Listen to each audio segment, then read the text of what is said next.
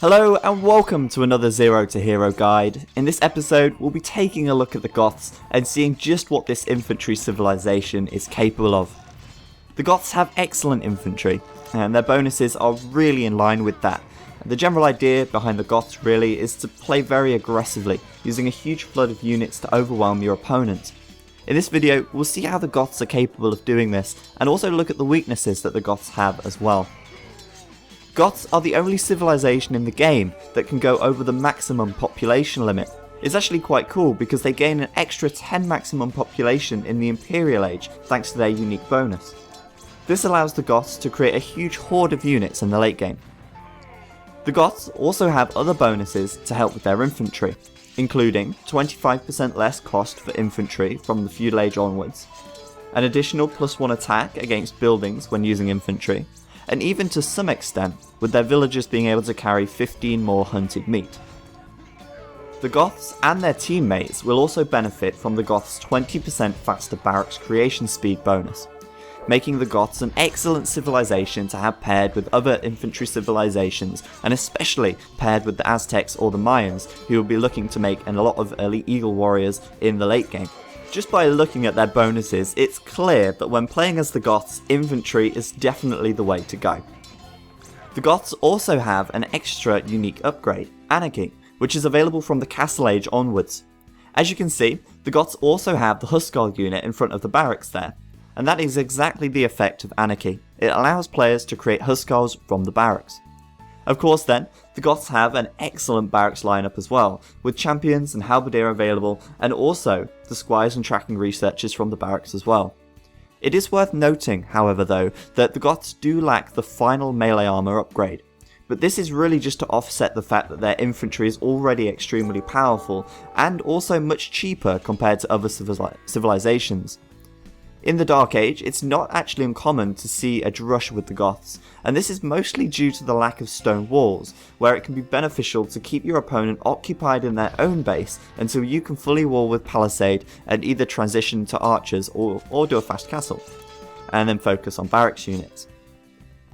The ability to add Huskarls from the barracks makes the Goths extremely versatile and able to switch composition very quickly from anti-cavalry to anti-archer to anti-infantry without really needing to build any different buildings.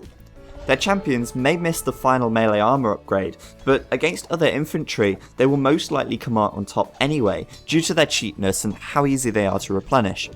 The halberdier are of course great at dealing with any cavalry that is sent your way, and the Huskarl is the infantry king of arrow resistance. With siege backup and massed infantry, the Goths can be extremely effective at overwhelming their opponents with a huge infantry rush. From the archery range, the Goths do miss Arbalest, but they do also have the possibility to upgrade to elite skirmisher, and even heavy cavalry archer, though they do miss Thumbring and Parthian tactics, so don't even consider making cavalry archers with the Goths, it's just not worth it. Even though Arbalest are unavailable, archers to crossbow is still a very viable option in the Feudal and Castle Age due to the Goths having all the archer upgrades. Crossbows are an excellent Castle Age unit, especially for picking off villagers, and archers are also great for the Feudal Age if you want to do a good castle time as well.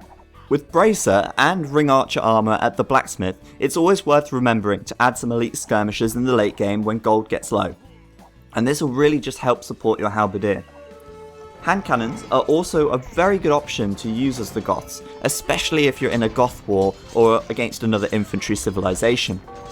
If you've scouted your opponent well and you know that they're massing infantry, then a quick switch to hand cannons will not only catch them off guard, but also very easily kill their infantry units.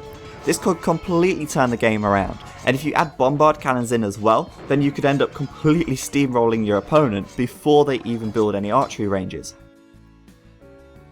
The Goth stable is only missing the Paladin upgrade, and with Bloodlines and +2 cavalry armour available, it's definitely a viable option for the Goths to make knights in the Castle Age, especially if you're in a pocket position in a team game. It's always much faster and more cost effective to build a stable or two and create knights in the Castle Age than it is to build a castle and then start Huskarl production. The speed of the knights also helps greatly as it will take less time to reach the flank players and help to support them.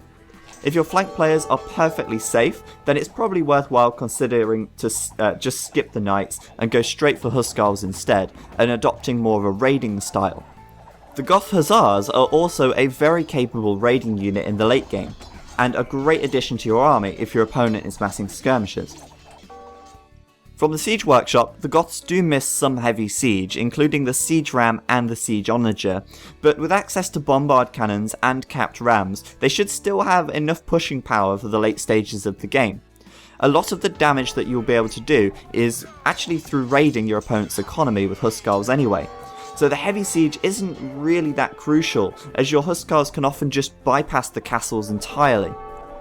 It's always worth adding a mangonel though if you're playing defensively in the Castle Age and if your opponent has archer units.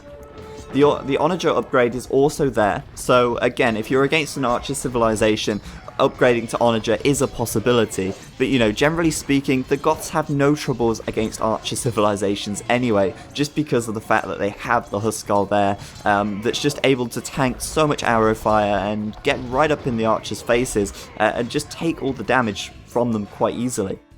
As said before though, the castle does have two unique technologies, one in the Castle Age, which is Anarchy, and one in the Imperial Age, which is Perfusion.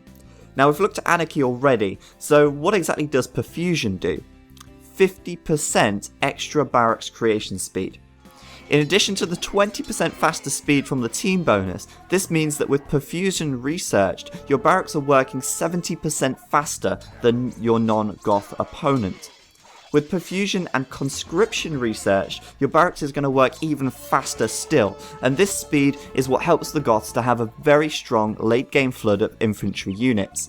As Barbecue Turkman and I often say, aggression is often the best method of defense, and that certainly applies to the Goths. With the Goths having no stone walls and no real capability of walling up heavily, their ability to create many units very quickly makes the Goths thrive when playing aggressive and pushing their opponents at all times. Now from the docks, the Goths actually get a really great lineup. Because they have Bracer available and Galleon, they actually have the ability to fully upgrade. They also have the option of fire ships and demolition ships as well, even cannon galleons in a late Imperial game. The Goths are certainly very capable on the water, but they do fall behind against other civilizations that have direct water bonuses or economy bonuses to help with their grush. Sometimes it can be very worthwhile to attempt a landing with some villagers and build a couple of barracks on your opponent's land. If you have your unique technologies researched, then you can mass a very large army very quickly with just a couple of barracks, which your opponent may actually not end up scouting. The Goths are great in many situations. Against archer civilizations, they're able to dominate using their Huskarls, and against infantry civilizations, their infantry often comes out on top due to it being so cheap and fast to create. The Goths though are likely to struggle against cavalry civilizations, and to some extent civilizations with a lot of heavy siege as well. The Franks and the Huns would be an excellent civilization choice when playing against the Goths, as the Goths are often fairly defenseless without their stone walls, and cavalry raiding can be very difficult for them to deal with. Heavy Scorpions and Siege Onagers can also be used to great effect when fighting the Goths too. Their splash damage is able to do a lot of damage overall to their infantry, especially when it's in tight formation. So that's it for this Goths guide. I'm trying to keep the guides a little bit shorter now and change the format of the Zero to Hero guides a little bit. You probably noticed it's changed slightly from the previous videos. But the aim at the moment really is to try and do more brief overviews of the civilizations and then go more into depth about strategies and things in my individual strategy guides that will start to come out, and also on the age guides that will come out as well. So do check the description to this video for previous guides and more, and hopefully we can keep these videos coming out and it's going to be useful to you. So thanks for watching. As usual, I've been Zach, and I will see you next time.